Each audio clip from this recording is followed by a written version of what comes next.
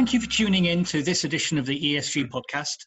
Today we're joined by the distinguished ecologist Dr Chris Gibson, who for 30 years worked with Natural England, the government's advisor on nature conservation. I can call Chris distinguished without fear of contradiction because I know in 2009 he was given the David Bellamy Award of the British Naturalists Association, recognising a naturalist of distinction.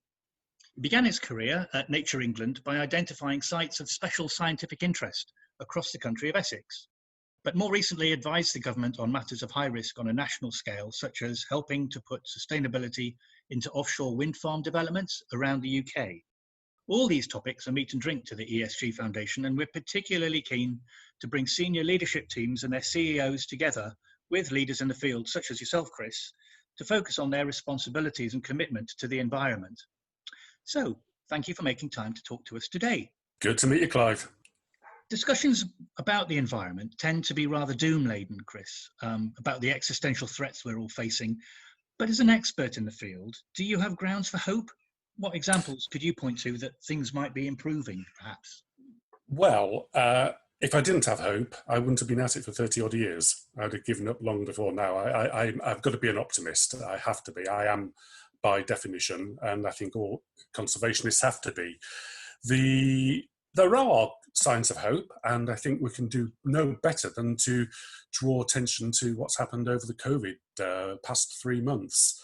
The fact that nature has, in many ways, in many places, recovered because of the reduction in disturbance, the fewer vehicles on the roads, the reduction in pollution, and so on and so forth. We've seen things, and I've seen it from my own window here in Essex, with house sparrows returning to the developments in which we live. Okay, it's only one example, it may be, but it was entirely concurrent with the COVID lockdowns. So things are out there to happen, to come back if we give them the chance. What is needed is for us to give them the chance. That means people need to change. People, individually, collectively, companies, governments, all have got to change to give the wildlife the chance to recover. I mentioned governments there. It is perhaps ironic that our government at the moment is not the most green, shall we say, in terms of their record on the environment, and indeed the past 10 years of administrations have not been, but they need to be. As I say, it's ironic that the name of the party comes from the same roots as the word conservation. Interesting. Well, of course, we're recording this on Super Saturday when everybody is supposed to be going to the pub. But actually, in my experience, a lot of people are very responsibly just enjoying walking, keeping distance from each other. I mean, I live just near Epping Forest, and I think people are very much more connected to nature, as you say. And I mentioned earlier in the introduction that you started your career recording sites of special scientific interest. Is an SSSI easily identified, or by definition, are they always unique? No, they're not unique. They share common characters. In legal terms, what they share is the ability to meet the published scientific criteria upon which they're identified. So they are based upon hard, written, understood criteria about the value of individual organisms, habitats and such like in the national and international context, and therefore are defined accordingly. Of course, we do need that definition because there are always challenges to SSSIs because they do impact upon the way people can use the land. Or to put that another way, they impact on the ways that others can exploit nature. And therefore, we do, in a democratic society, have to be able to justify why we have placed those designations. Right. And how many SSSIs are there around the UK? Well, in the UK as a whole, I think there's now, I've been out of it for 4 years, so it may have changed, but something like 4,000, I think, around the UK as a whole. Right, and those are both biological, botanical, and possibly also animal related, are they, or is it just? Oh yes, biological ones and geological exercise as well, covering geological sites. and essentially they range from those which are just nationally important through to those that are of great international importance Right. in terms of their value to our preservation of, our management of, and our understanding of the countryside. And now on that sort of theme, you were directly involved in, I understand, the siting of where offshore wind farms should go. I mean, we probably do a whole podcast about the rights and wrongs of wind farms and people not wanting the massive turbines spoiling their view of the countryside. But what are the considerations when you're thinking about a wind farm? And particularly what makes them sustainable? Right. Well, I mean, as you say, we could talk about this forever. It is an interesting topic. It's on many different levels. One could argue, of course, that the presence of a medieval windmill in one's line of sight adds masses to the value of a property. Of course. And it's often said, are we compromising by putting the wind farms out at sea and so on and so forth? Well, no, we are not. Compromise is a dirty word in nature conservation. Anyone who has a basic understanding of transaction analysis knows that both parties lose in compromise. And when you've got a limited finite resource, such as the nature conservation value of an area, lose goes on to eventually lose it all. So we don't talk about compromise, we talk about win-win solutions, and that's what we were achieving out in the offshore wind environment. We recognise that there are landscape implications of wind turbines. We recognise that there are bird implications when the birds fly into them. So what I was doing was delivering sustainability by ensuring that the proposals were made or permissions were only given to those sites where sufficient research had been undertaken to actually recognise that those were not areas of the sea that were either filled with birds or porpoises or seahorses and so on and so forth, get the permissions there, get the wind farms up, and then get the win part of the solution out there by ensuring there would be no reduction in fishing intensity between the turbines, thus creating a nature reserve for fish as well. And on the decision as to where to site, would you say the electricity companies and the owners of these wind farms are very sensitive to the relationship they have with people like yourself or advisors like you, or are you basically a necessary evil in the planning process that they have to overcome? I mean, what's the relationship like at a working level? As far as the offshore wind companies are concerned, and some of whom are based on fossil fuel companies as well, but particular subsets thereof, we actually were knocking on an open door. They recognised they needed our working with us to get permissions. They also took a lot of their engineering expertise from one of the extractive industries, the oil and gas offshore, and therefore they realised how they could do it badly, and therefore if they wanted to do it well, what they should do. So, yeah, we were knocking on an open door, and in fact, we were almost working with the leaders of the industries in order to actually persuade government to make the right decisions. That sounds rather optimistic. I mean, I think it's remarkable how much of our electricity is now generated by renewable sources. Yeah, 40%. Yeah, I thought I read that recently.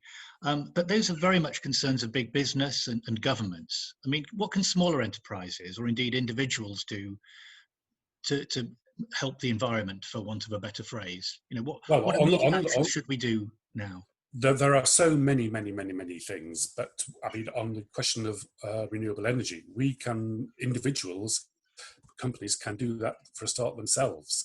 The best example I know of, I went down to Kynance Cove in Cornwall a few years ago, and the cafe there is run, it's down in the bottom of the cove, and it's run entirely upon the power from solar tiles, which have been put on the top of that little Cornish cafe, and it looks just the same as it did.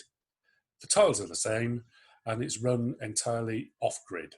So the fact that they can do that, if everybody could do that, well, so much the better. I've long thought perhaps we could do exactly the same to every single Streetlight in the UK, get them run off grid by having little solar packs and batteries up at the top of the cowl. All these sorts of things could be done by individuals. And it's not just energy, it's also generally about affecting our impact, our footprint on the world. So reducing emissions in all ways, not just by turning to low carbon energy sources, but also to reduce energy requirements. Also, all sorts of emissions such as pesticides and herbicides, and everyone and everybody can reduce those sides of things, whether they're individuals, whether they're companies, and we can replace the footprint on the national world. Interesting. I'm going to probably make you laugh now, but I understand. Planting trees is often offers as a solution, isn't it, to help reclaim nature and reverse the effects of climate change. I know Boris Johnson pledged in February that the UK is going to plant 30 million trees a year. That might be a big number, but obviously that's the Prime Minister for you. But apparently, though, it's not just as simple as planting a tree, is it, to assuage the damage we've made on the environment? Absolutely not. That's a very simplistic solution to one of the very, very, very many problems. First of all, planting trees in itself, the word planting, if you want more trees, you don't need to plant them. Trees will plant themselves. But in actual fact, people like to plant trees because it gives politicians the opportunity to be photographed next to a spade doing something good for the environment. I'm a bit of a cynic in that respect. But nature will do the planting for us. Then in terms of climate change, of course, trees aren't the only answer. There are many, many other possible solutions as well as planting trees, restoring salt marshes, restoring peat bogs, looking after the ecological health of agricultural soils. All of those aspects of the natural environment are huge carbon sinks and need to be encouraged. It's not just about planting trees. The other solution, or the other issue is, of course, that planting trees can also be a problem in its own right. Climate breakdown is not the only existential crisis in town. Another one, as big and possibly even more proximal, is biodiversity loss. We're losing species left, right and centre at a rate unprecedented. And we need those species, the Earth needs those species. So extinction is as big a problem as climate change. They are linked, but they are not entirely overlapping. Planting trees in itself can exacerbate species loss. If you plant trees, you come from an area of Epping Forest. There are plains in Epping Forest. If you planted trees all over those plains, the open ground butterflies, bumblebees, birds that live in those plains would never be able to persist. It would cause extinction. So planting trees has got to be planting trees in the right place or allowing trees to grow in the right place and not seen as a panacea for all the future ills of the countryside. I think that's going to come as a surprise to a lot of people, because often tree planting is regarded as the easiest, not the easiest thing necessarily, but a demonstrable act that we can all do. I'm thinking a number of the people and companies I've worked for are cited, on out of town commercial estates. What could people who run those estates do, perhaps, if your recommendation that it's not planting trees that's the only solution? What would you recommend people do to, but not only make their commercial business park prettier, but also more in tune with the environment in which it sits? Is there anything they can do? Because by the sound of it, you don't think they should be planting avenues of trees. Well, they could certainly plant some avenues of trees, provided they don't plant them where nature doesn't want them to be. And they could plant the right sort of trees, which will do best for nature. But equally, they should support and sustain their local grasslands. They should maybe have consider the idea of a mixture of green roofs and solar panels on all of their buildings in order to reduce energy use, but also to sustain biodiversity.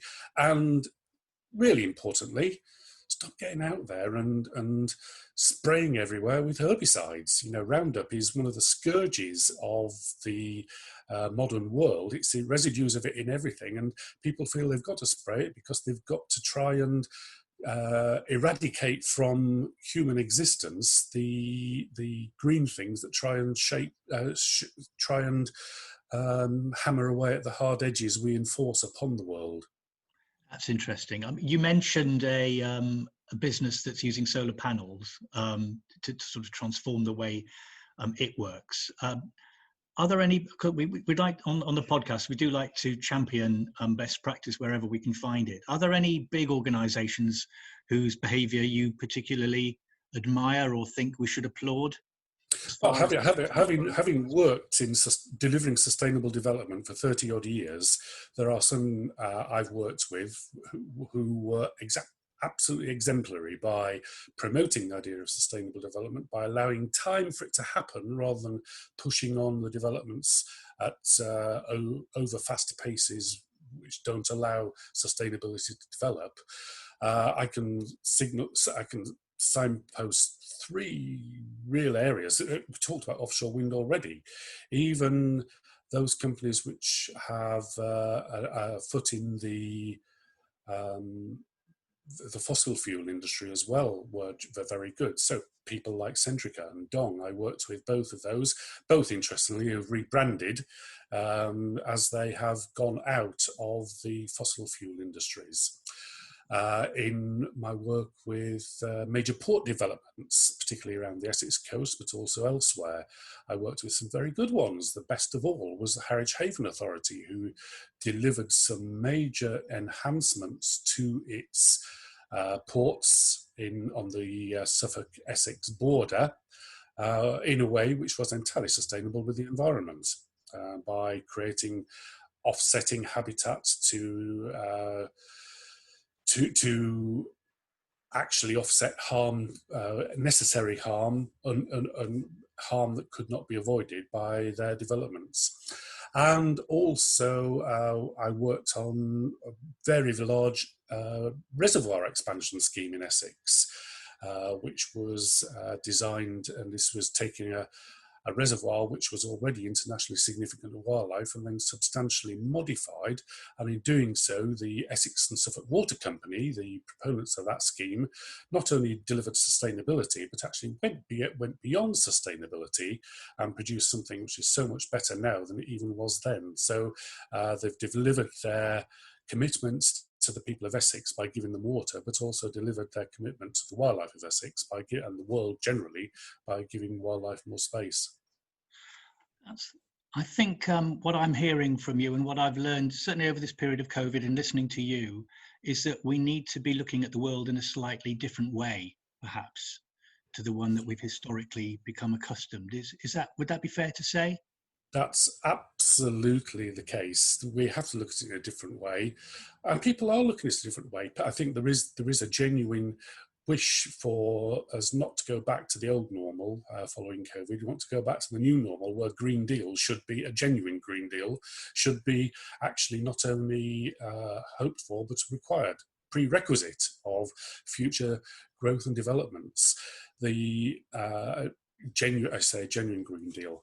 But also people have got to go with it. Now, people have got to change. People are capable of change. 2 of the biggest mass movements of the past year prior to COVID, of course, were people movements towards a greener environment. The school strikes generated by Greta Thunberg, and Extinction Rebellion, mass movement on the streets of people wanting to do more for the environment. Well, you could sometimes challenge some of the decisions that movement took in order to achieve its aims, but it certainly had media penetration, and I applaud that in every single way.